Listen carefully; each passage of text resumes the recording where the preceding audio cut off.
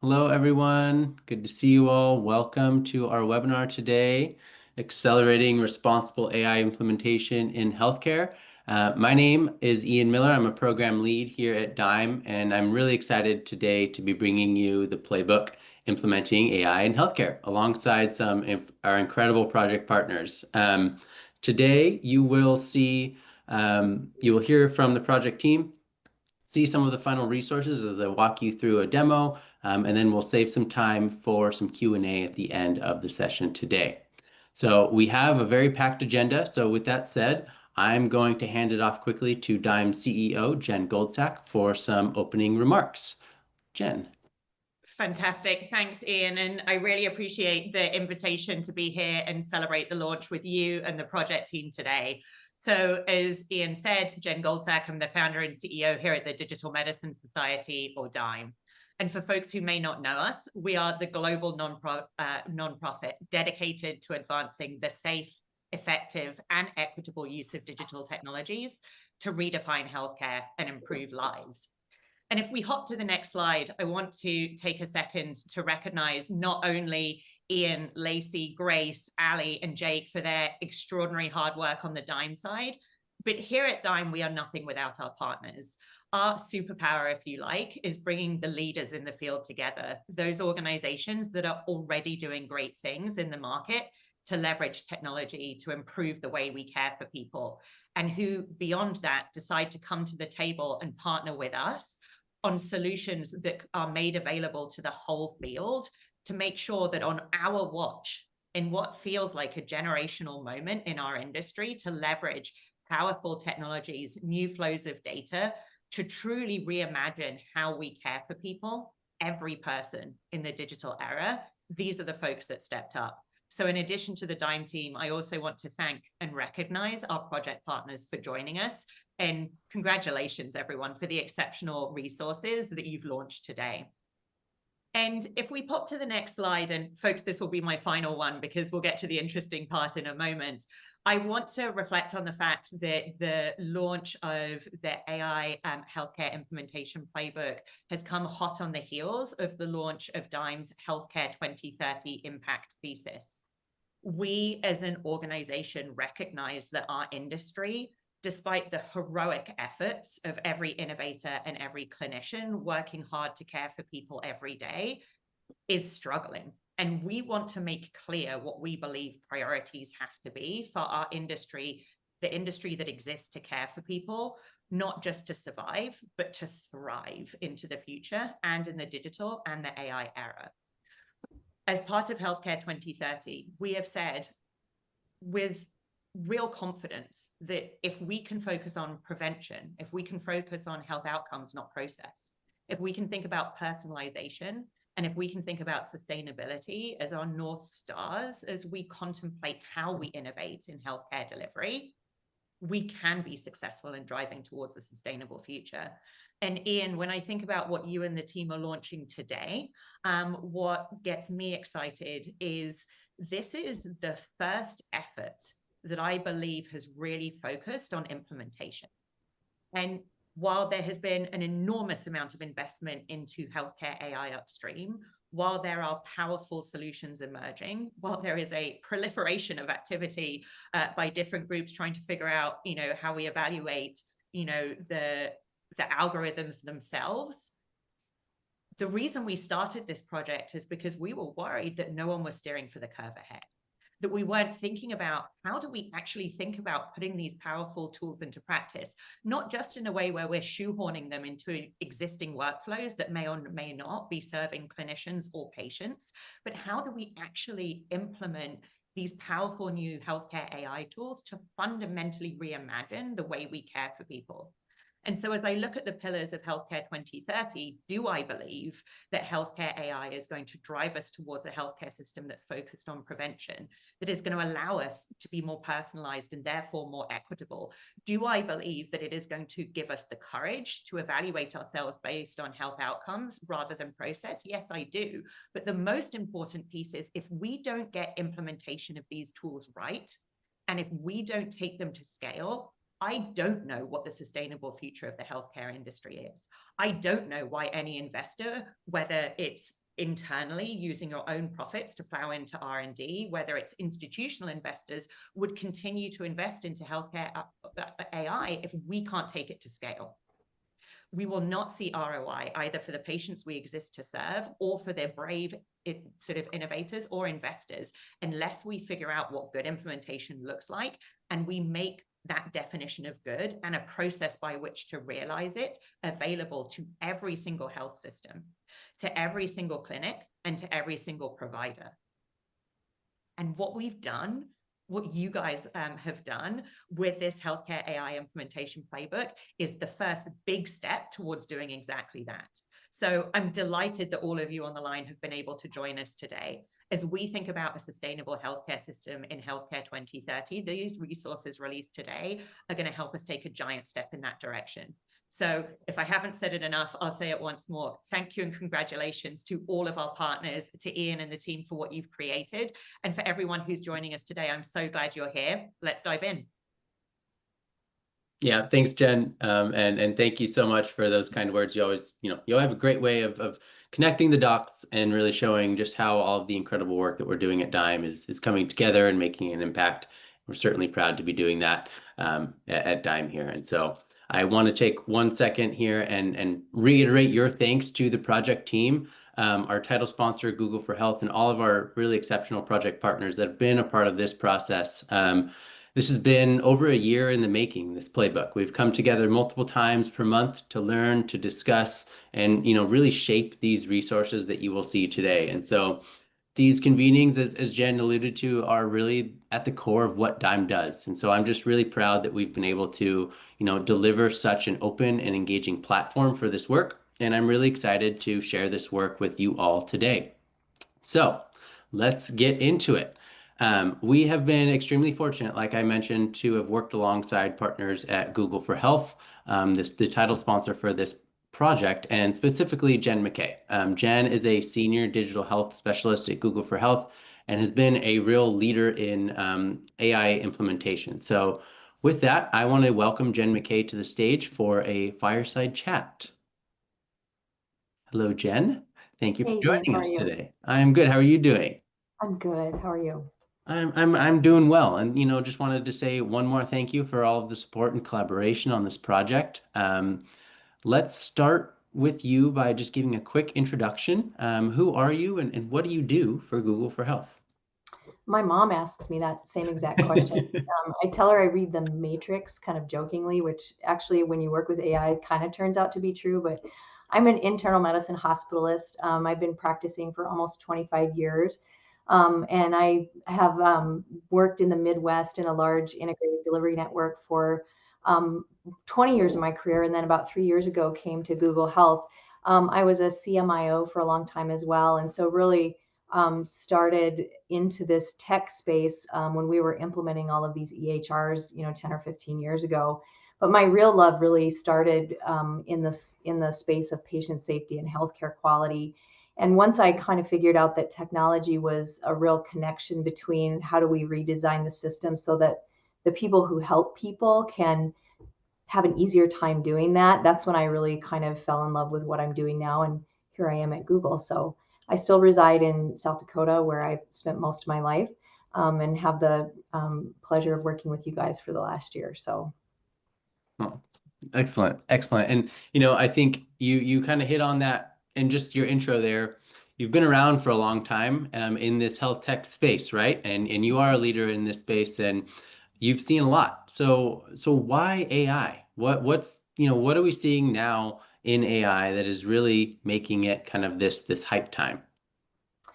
Well, I think, having been at the start of this digital transformation, what I see is AI really gives us the ability to build tools much more quickly, but also to integrate into the system in a way that we've never been able to before. But I also think there's, the people who use the tools. When we first started implementing healthcare IT, we didn't know like how to do things. We have people that were still, using pens and pencils, and I actually was one of them. I found the perfect pen before we went to, order entry in the computer. But we didn't know. And now we have really savvy user community who is we've got people training now who've never touched a piece of paper. So now that we have AI, what we know is that we have some challenges in the healthcare space. One of them is just the sheer volume of data coming in. Two is, the aging population, a number of chronic illnesses. You just have a lot more to manage per patient than you did before. But AI really fits into a space where I would sort of put it in like all the dumb stuff you don't like to do. AI could actually take a lot of that forward and really make us just better at our job. So I think AI, we're really at an important part of healthcare right now, and it's really exciting for me to be a part of that. It's hard for me to believe I've been at Google during this time. I've learned a ton, and what I know for sure and why implementation becomes important is honestly, it's the change management of healthcare tech that is probably the most challenging. And I've said many times that the key to a good, successful go live is that no one actually notices, because then you've paid attention to the humans in the space. So good times that we're having here, and it's been a wild journey so far. It certainly has. And I love that you frame some of this as, that dumb work that it can take on, the low-hanging fruit. Where are you seeing some of those greatest impacts and success of actually bringing AI into health systems? I think the places where we see it most successful right now is really in the ambient documentation world. I mean, we've known for a long time documentation is really frustrating for physicians, especially. So ambient documentation is probably more ubiquitous now than it was even a year ago. It's probably more the norm, which is really exciting. I also see that other people we're working with are doing a lot of like, I would put it in the bucket of like customer service. So, answering phone calls, automating reminders, doing things that make a lot of sense, and we don't want those to be manual anymore. And then at Google, because we have a lot of tools with Gemini, and search was kind of where we developed a lot of our tooling, implementing Google tooling for at least for our customers in the space of being able to just search across different databases. That's probably another big one. So I would also put that in the bucket of like just data management at this point. The other thing is that you see is more point solution specific. So in the radiology world in particular, I think that's probably where we're seeing some of that more. I don't want to call it diagnostic because I don't think that's what it is, but it's using AI to govern workflow a little bit or govern work lists. That's where we're seeing a lot more AI there. Absolutely. I wanted to kind of double click on that. We have talked a little bit about this principle of stackable wins, and you're talking about some of these documentation tasks that AI can help with. We've talked about prior authorization, some of those backroom operational types of tasks, moving into the more diagnostic and medical imaging pieces. So could you kind of describe this stackable wins principle to us a little bit? Well, when I think about healthcare tech, I like to think about the way that events occur. So when I'm thinking about, even if I'm thinking about an error, I like to, if there's an error that a user's experiencing in the computer system, I like to think about, how detectable is it, how frequent is it, and what's the impact of it. And so when we think about stackable wins, especially in the AI space, you want to think about high volume, high frequency workflows as something that kind of fits into that category of probably a lot of manual work, probably a lot of work that you could really take off the plate. And that's when you need to be thinking more about how do we implement broadly within the system. At the other side of that is a really use case specific thing, like for a rare disease that's practiced only in a certain part of the world in a very specific circumstance. So you have like a real gamut of things. And what I like to encourage people to do when they're thinking about AI, and especially even if they're thinking about healthcare tech, is, everything might be important to you, but getting scale is where you're really going to get that value for your organization. And so the way we think about it at Google is AI power our workforce. So how do we use AI as your helper, as opposed to sort of like AI being invisible to the user itself? It just becomes a part, like another tool in my toolbox, as it were. Yes, absolutely. And you just mentioned scale, kind of, empowering the workforce. From your vantage point, what is differentiating these organizations that are moving beyond the pilot phase and really getting into sustainable scaling here. Is it Mhm. just that their workforce is empowered, or what else is going on? I would say, you know how everybody has in their house like a closet and it's got all the junk in it and you never want to clean it out. I would say the organizations that are really successful are the ones that had a good data strategy like 5 years ago. So when you're thinking about implementing AI and really doing transformation, the digital data closet, as it were, is really the place where you have to start. And so, as a physician, I learned how to diagnose and treat things. And as a leader in the tech space, I've had to learn that that's not how it works. So, if one of the reasons that we talked about this playbook is that we wanted leaders to be able to go and engage with their leaders that would in a way that was helpful and helped them see the future. Because if I go and say I want to do this awesome thing, they're thinking, what about the security? What about the training? What about the education? What's the build like? And so, if we can help all of you sort of stage that a little bit, and then you're starting very differently with your implementation, which is what's the ROI for the organization.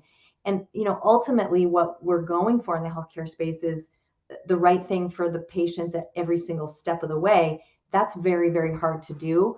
And so, you and I talked, Ian, about let's teach people how to fish. And that's really the purpose here, is that you have to be accountable to some of those other organizational things that aren't as visible to you. But when you are, your ability to lead and to have conversation with the people you work with is very, very different. Really like that. And it's definitely, a message that we have tried to pull through the playbook here, that Mhm. this isn't a siloed effort. This is takes teams to come together and see all of the different connections and blind spots that, maybe you wouldn't see if you were just focused on your clinical realm. Now we're talking to Mhm. the technical leaders. So I really like this collaborative, bringing people together, opening the closet, getting the skeletons out and kind of bringing them out into the front. And so we know what we're working with before we actually move on to deploying or procuring that tool in the first place. Mhm. Um, I mentioned this a little bit in the beginning of our talk, but there's been so much hype around AI, especially in the last, 18 months, 2 years. What feels different to you about the moment right now? Why is it moving so fast, and why is there so much hype around AI today? Well, I think a lot of it's being driven in the consumer space. When we think about our phones and we think about what we're experiencing, when we go to the bank or go to the grocery store, order DoorDash in a different location, for crying out loud. AI is just embedded across our world now. So it's not just in the healthcare space. In the healthcare space, we always have to worry about the regulatory side of things. And so there can be a lag when it comes to getting tech to the user. But the other side of that is that we have a whole different consideration around making sure the care remains safe and reliable because we don't want to hurt people. And so I think on the consumer side, we're able to, get AI whenever we want it. But in the healthcare space, because we're starting this AI era in a different way, one of them is we've had, as I said before, the implementation of all of these electronic health records in the past. But the other side of it, and we don't talk about this much, is that all of that actually coincided with the rise of the patient safety movement. And so people have a really different perspective about how to do things, putting the patient safety first. Um, and that's, I think, going to be the secret sauce ultimately. I'd like to see us be bringing those two topics together a little bit more than we do, because I think sometimes the quality stuff gets kind of overshadows the safety stuff. But at the end of the day, a really good tech system, safety becomes an emergent property of how people operate within that, and that's when healthcare gets really, really good. Yeah. Yeah. And so that's why we're seeing some of that, the challenges right now, even with, a lot of concerns coming out of what is the safety of this? How reliable is this output? Has Mhm. this algorithm been trained on the right population, or on the right Mhm. data of my population that I'm treating? And so that is Yeah. all really resonating. And I think, we'd love to hear some real world challenges that you as a clinician have faced. Can you share any examples of when you have bumped up into these concerns of safety and reliability, Mhm. or where you've faced hurdles like workflow friction or data access? Like, do you have any specific kind of concrete examples you can share with the group? I think, some of the, when I talked earlier about the detectability of an error, when I first started understanding AI and how it worked, I was really just playing around with it. And my goal was, okay, I want to see how much it takes to make this, this tool hallucinate, right? What you Mm-hmm. start to realize with AI in the healthcare space is that hallucinations are actually, when you're in flow and you're not focused on finding the hallucination, they're very hard to find. And so part of my remit, at least as Google, is to say, how do I make sure that the outputs are reliable to the extent that and you can trust that this is going to be a good thing. The flip side of it is that just in my past life when I was practicing full time, a lot of the way that we thought about things like quality measures, and even when we're implementing EHRs, the workflows are very rigid.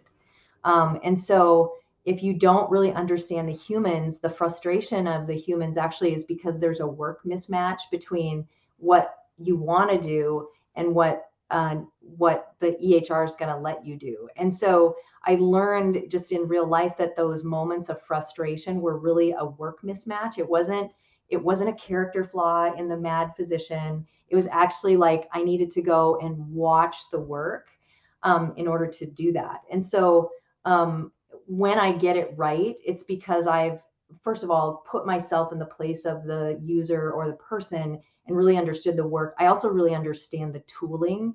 And then the flip side of it is I've gone and watched what's happened, or I've gone to the people doing the work to make sure that it is happening. And the win is that when you get it right, like I said, nobody notices.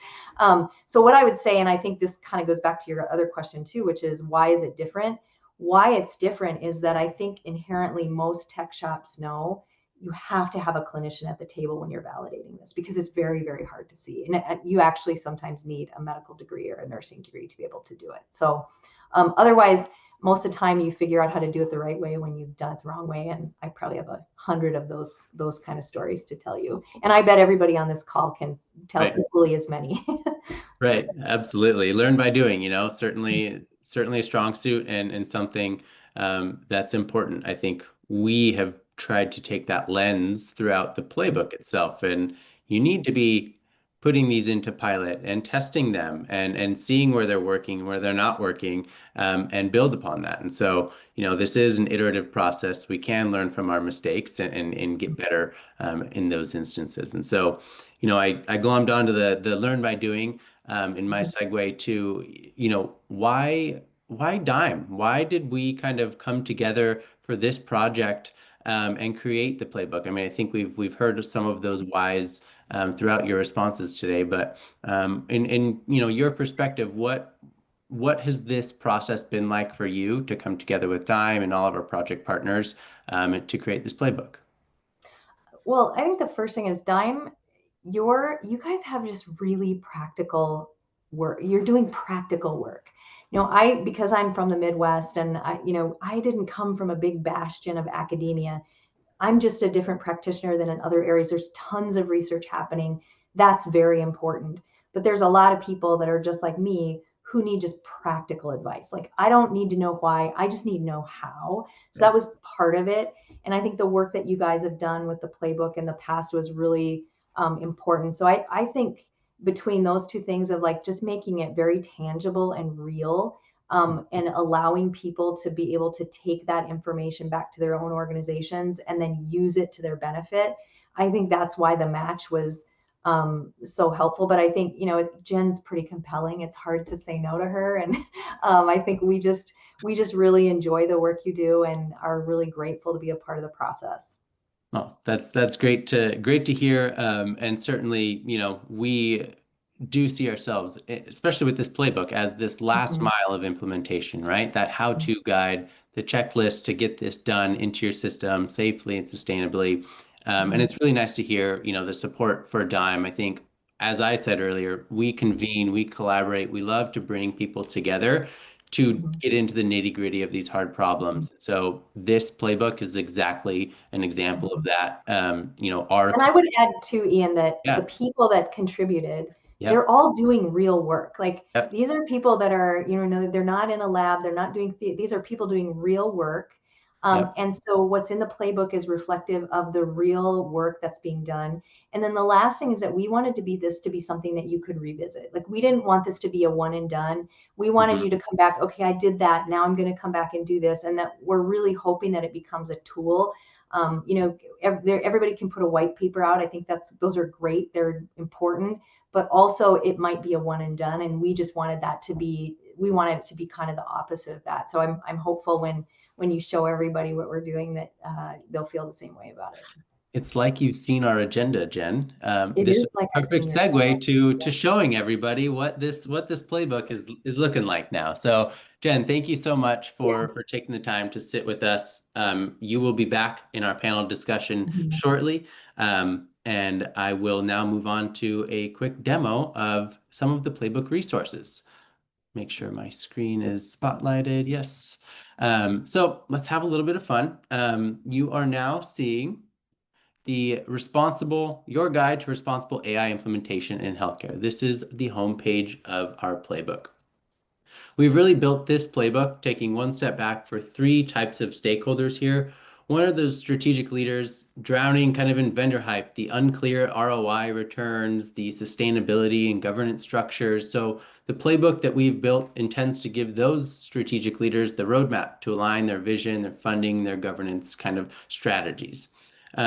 Clinical leaders are another audience. As you know, our wonderful Jen McKay is on the team. We're seeing AI tools pop up in workflows that don't fit, right? We're seeing clinicians feel alert fatigue and showing real concerns about patient safety. And so the playbook really centers the conversation around those clinical workflows, the people, the processes, and the systems that a tool needs to succeed. And then finally, oh, I'm sorry. Yeah, I'm sorry. Does everybody see the website here? I'm noticing some. We don't see it, Ian. You don't see it. Okay. Let me hit share. Apologies there. Luckily, you haven't missed much. I was just running through the stakeholders for the playbook itself. And so the final stakeholder here are our technical leaders, those who, are also an essential piece of this process. As Jen and I were just speaking, we need to be coming out of our silos and collaborating and bringing all of these different stakeholders together. So this playbook helps that technical audience kind of provide clarity to align on their technical execution and realities. And I'm muted. Everybody hear me okay? Yes. You technical. Okay.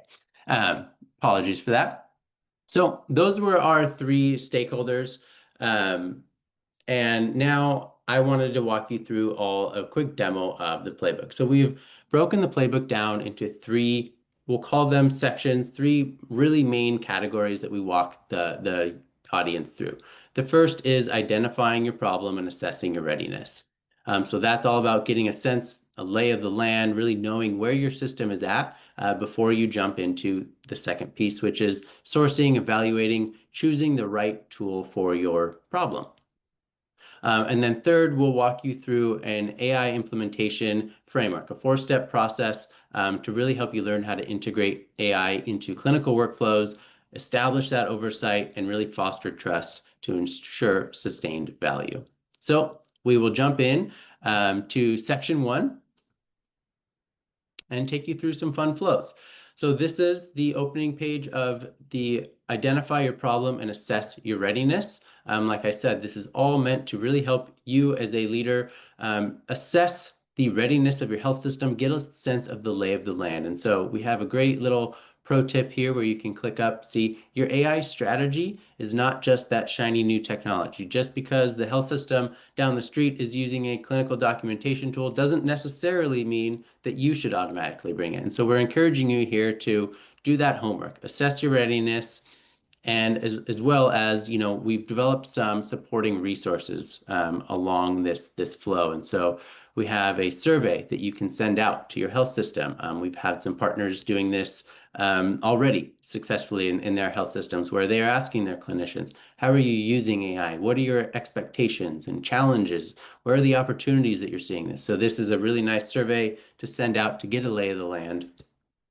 You can then work through defining those problems, right? You've gotten all this data back. Now, what are the real challenges that we're facing? Let's sit down and define these problems very measurably and with a very specific structure. So we use this page to kind of walk you through a flow to do that, either individually or, as we have been, really harping on, collectively, collaboratively as a team. Um, we also have developed a maturity model for you to kind of explore benchmarks along which you can, your health system can shoot to improve. We've developed that maturity model across 7 domains, and we will go into that in a little bit more detail shortly. All of those supporting resources are really informing what we have here in the white background, which is our AI readiness assessment. And so I'm going to take you in there. We'll walk you through a very short, less than 10-minute assessment survey, which is asking you to check yourself against benchmarks that are in our maturity model. So as I mentioned, this maturity model is reflected across 7 different domains, and you can be a level 1, very early on in your maturity, or a level 5, which is fully optimized, ready to go.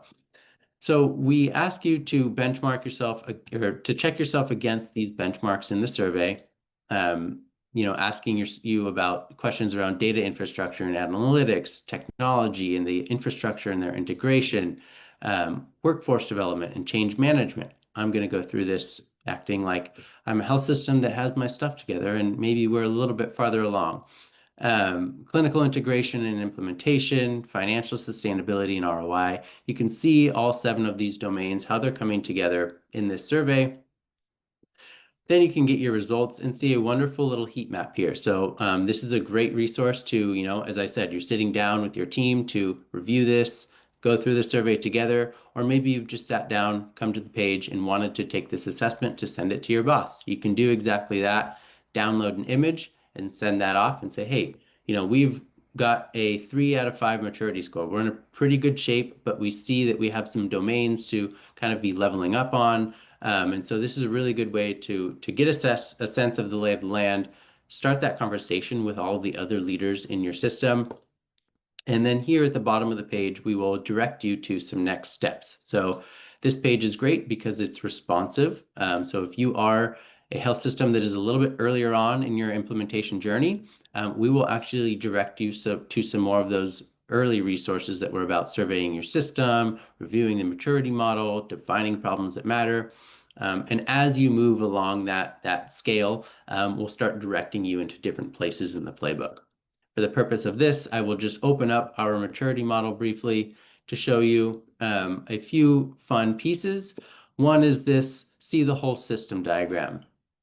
We've been talking a lot about collaboration and how, one domain may affect another. You need to be bringing everything out into the open. And so this is a fun way to kind of see how all of those different domains and subdomains within our maturity model interact, right? When you're thinking about internal engagement, well, that also has to do with AI literacy and training, workflow alignment.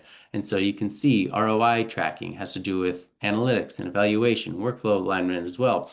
All of these are interconnected, and we're really trying to paint that picture here. We run through the maturity model. You can see the different levels, benchmarks across all of these different domains. For the purpose of today, I won't take us too deep into that. But this first section is really, like I said, giving you the lay of the land, assessing where you're at, and seeing where your system is ready to kind of dive into choosing the right tool. So we'll move into that section. As we were talking today, we're centering a lot of this playbook around the people, the processes, right, that are inside of your system. This is all about localizing your strategy to your people, your processes. And so we walk you through here a flow of, a little bit of what Jen and I were talking about earlier on the stackable wins, those high frequency, high volume tasks that AI is really ripe to be solving today. Alongside, some of those other tasks, maybe higher up on the pyramid, like the personalized medicine or the diagnostic imaging, things like that. We also will walk you through a flow of a procurement path. So are you building these tools? Are you buying them? or are you maybe partnering to build them internally and with a vendor involved? So we'll provide some snapshot kind of considerations within that page to walk you through those decisions. And then finally, you'll end up with an AI evaluation guide, a very basic checklist. There's a lot out there in the ecosystem already on evaluating these tools. And so we've consolidated some of that into a simple checklist guide where you can come and evaluate various vendors across these kind of domains and start to narrow your shortlist before you decide on, what type of tool you want to bring into your system. We have interspersed this playbook with lots of video content. You'll see from some of the panelists today, other project partners where they have come in and offered case studies and examples of challenges or successes that they've seen. And so we've sprinkled a lot of that type of content throughout the resource. And then the final piece of this is our actual implementation framework. So our 4-step framework to implementing and scaling AI across your system. You'll see here we've developed these 4 steps: planning, deploying, monitoring, and scaling. A very simple, straightforward process for you to follow. You can go inside of each section and you'll see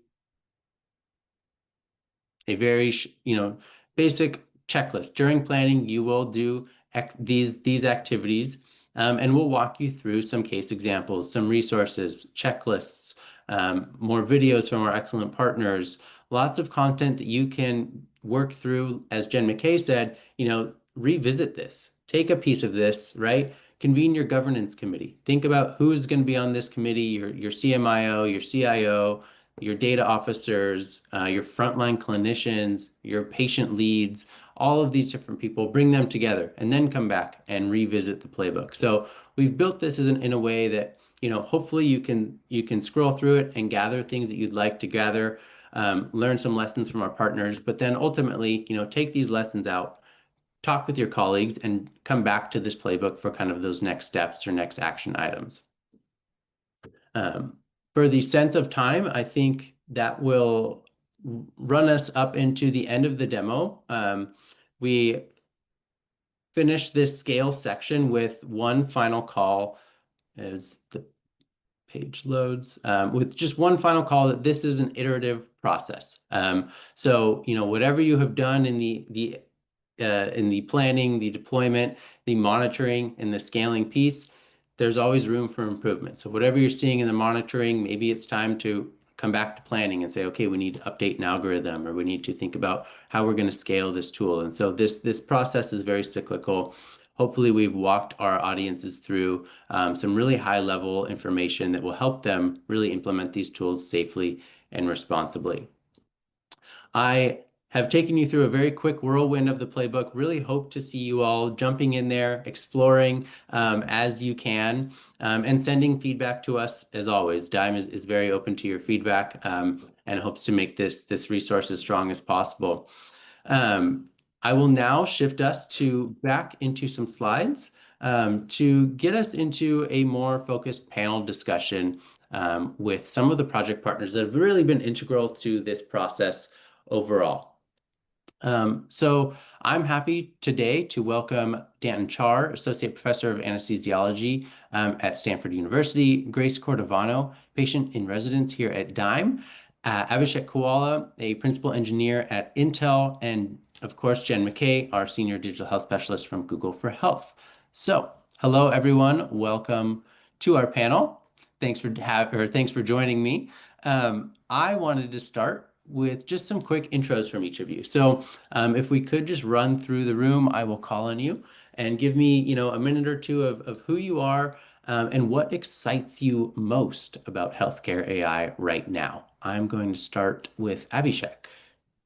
Hi.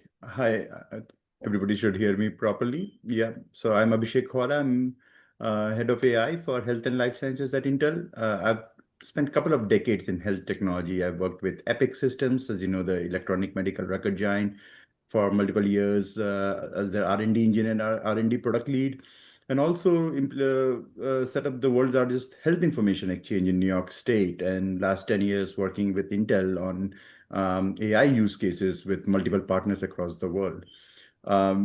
So in my whole journey with health technology for the last 20 years, I've never seen anything like what the potential that AI bring to the table. Not just the potential, but also the debate, the challenges. Like say, just to give an example, there was a large electronic medical record implementation phase that you all may recall, right? But was there a big debate around where will it be implemented? I think the infrastructure pieces and all were pretty settled, right? How you're going to do that. It's more about, okay, what use cases you want, what you don't want. But with AI, like everything is tossed up and ready for reevaluation, right? I mean, definitely it should be clinician led. Let the stakeholders are super important to define what is the use case. And without use case, you should not, and you cannot take a single step forward in a positive direction. But again, it will not be helpful if you take a use case that is clinically, say, very, very important, but requires few $1 million of deployment cost or running cost. That may also not fly, right? So there has to be a balance in the way AI could be effective for your organization, the way it could be sustainable for your organization, and it can be implemented maturely. That is there for long term, not for the fiddle, not for the FOMO, which is a lot there with AI that we have to understand, but with the promise that it brings, the promise of better patient care, the promise of more productive clinicians who are struggling because of all the electronic medical record entries and the unproductive and data entry that they have to do. There is a huge promise with AI, but so are the perils. And I am so glad that this playbook is kind of trying to bridge that whole narrative together and give people a realistic path to be successful with AI implementation in healthcare. Absolutely. Thank you, Abhishek. And I think, some of the people that are on the front lines implementing these tools are exactly who we want to hear from today. And so I wanted to, now have Danton, you're on the front lines. You're dealing with a lot of these tools. So give us a little intro and what excites you most about AI in healthcare today. Well, thanks, Ian. It's nice to participate, and it's nice to be on this panel with my fellow panelists. I'm one of the pediatric cardiac anesthesiologists at Lucile Packard, which is the children's hospital at Stanford. Through that work and through my early NIH funding, I got involved in medical ethics, looking at ethical issues with the implementation of big data and novel technologies to the care of critically ill patients. So I'm on the oversight of Stanford's rollout for clinical AI tools. So I've been part of the team evaluating all the AI being considered for clinical applications. So it's fun to be part of this.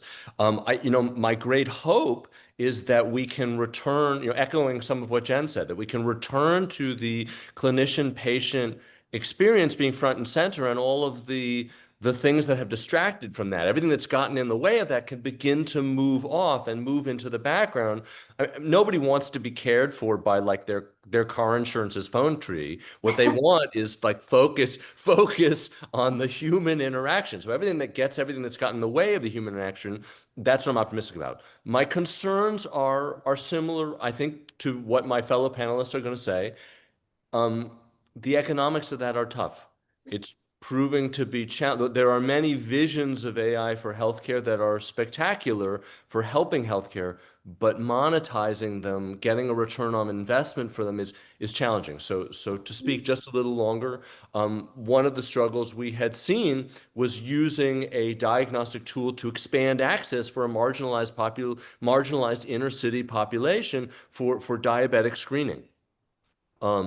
But in the absence of research funds, it's been very hard to continue funding that project because it's a population that really doesn't reimburse for care. And while there are societal burdens and costs that are saved by preventing the progression of chronic disease, very rarely are those cost savings actually realized by the health system that's paying for the expensive AI tool. And so figuring out how to line those incentives up better, I think, are one of the big challenges we face. Okay, forgive me for the long-winded answer. Absolutely. Thank you, Dan. And I think something that you said really resonated with me, putting clinicians and patients front and center. And that's why we have our patient residents at Dime, Grace Cordovano, on the panel today. So Grace, could you introduce yourself and just give us something that you're excited about or something that you're seeing in the space that's, really important for us to be talking about?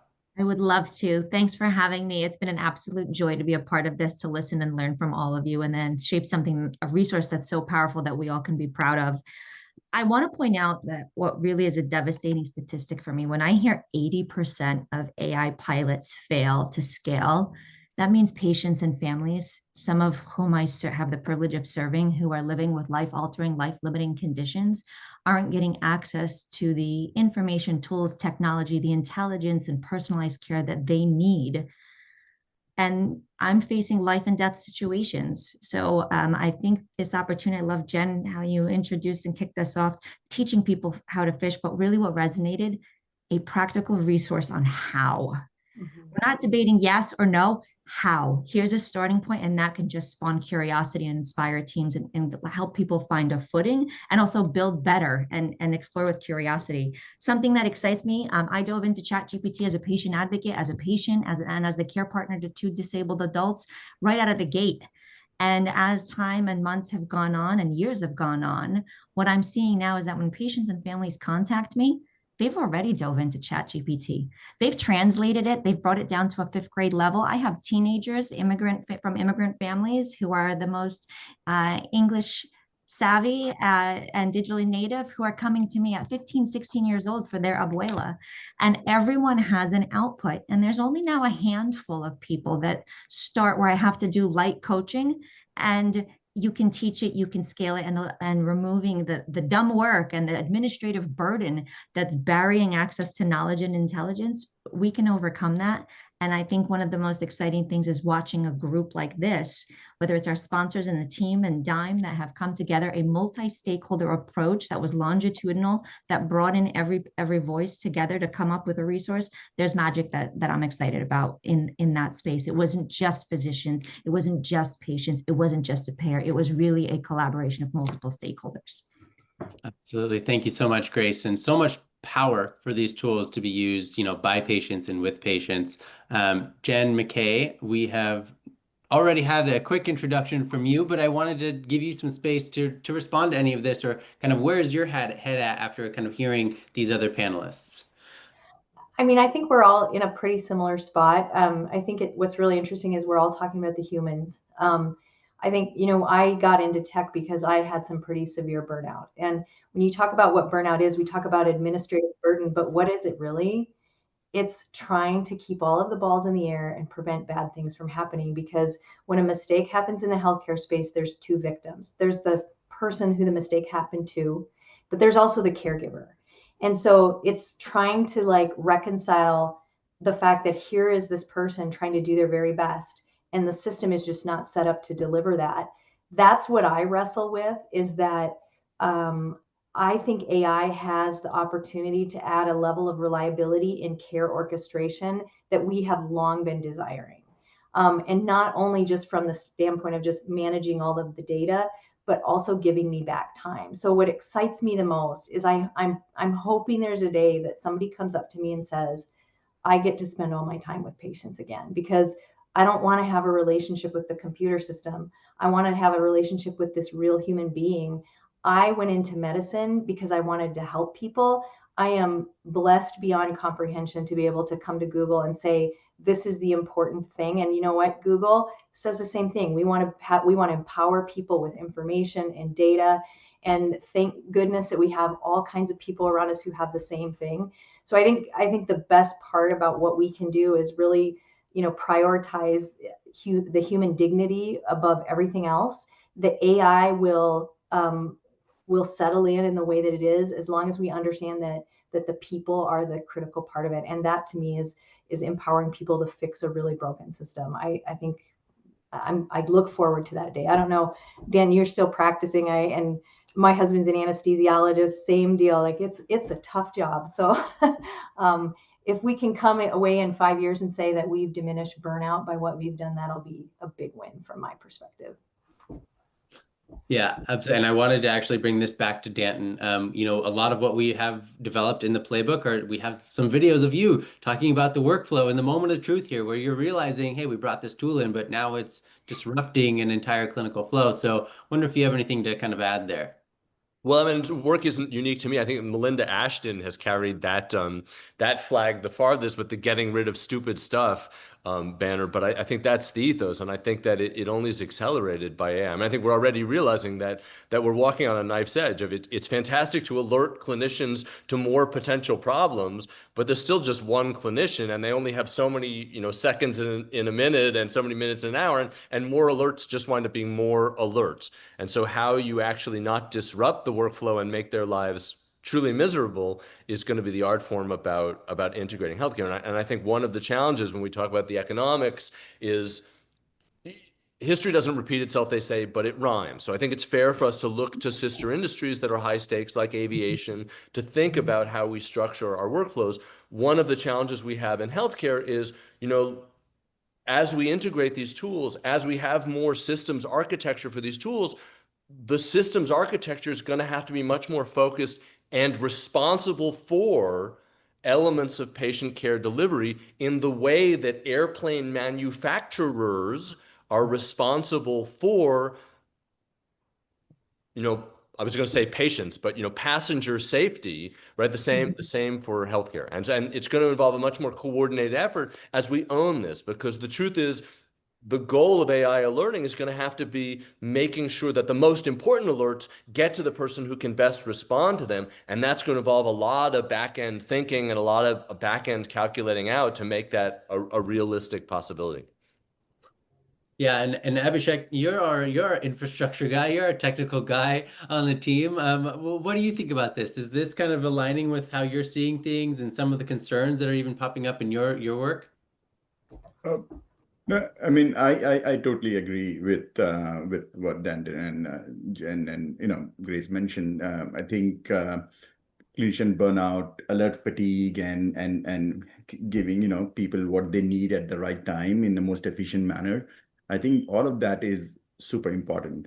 And I think a lot of time there isn't too much debate on what are some of the biggest value that AI can add, because it's like, okay, let's go solve world hunger. Nobody will come back and say, no, let's not solve world hunger. But then how do you actually do it? That's where it's problematic. It is not like you can just take one club and wield across the world and it will solve it. It has to be done in a very different manner. In developed country, it will be a different kind of problem. In developing country, it's a different kind of problem. Sub-Saharan Africa, it's a different kind of problem. So AI has to be seen from that angle, that it is not like this one wave that can solve things. Rather, it is a tool that is very flexible, very powerful. There is a lot of different ways to deploy it to ensure that you get the most bang for the buck, and then you go ahead and do that. So that would be my couple of cents here. Yeah, absolutely. I will take us as a panel. We're bumping up against time, so this has been a lot of fun today, guys. Why are we already almost at time? I wanted to, in these last few minutes, if you all had one piece of advice to give to hospital leaders kind of starting their implementation journey, I think we've been, circling around some of these points already, but what would be that one piece of advice to a hospital system leader, starting their AI journey tomorrow? I'll start with Grace. Be ready to co-create with patients, understand the unmet needs of the community that you serve, have at least minimal budget to have sustained longitudinal engagement so that you can partner with patients, care partners, patient advocates, surviving care partners, family members who can co-create this journey so that it's really a diverse representation of all voices, unique unmet needs, and you can succeed together. I love that. Very well said, Grace. And we have a wonderful deep dive interview that we've done with you, Grace, on exactly this topic. So, if the audience wants to dive in a little bit deeper to see how patients are using AI and how hospitals can kind of meet them in the middle, I very much encourage you all to check that out. I will now move on to Danton. What would be your one piece of advice for hospital system leader? Oh, one piece of advice? One, Only only limited. one. I, metrics.